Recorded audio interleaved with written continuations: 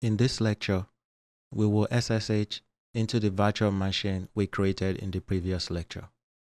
To SSH into this virtual machine, first copy your public IP address. Once you have copied it, open the terminal on your computer.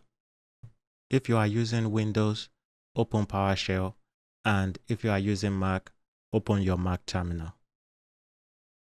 Once you have opened the terminal on your computer, we will type this command to SSH into our virtual machine, and the command is SSH-I space. Then we will specify the name of our private key. Since the private key is in the same directory, type dev.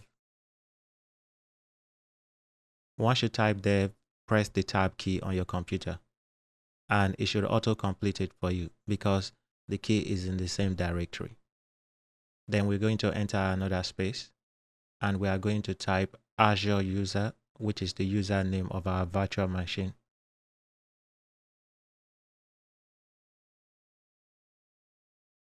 At the public IP address of our virtual machine.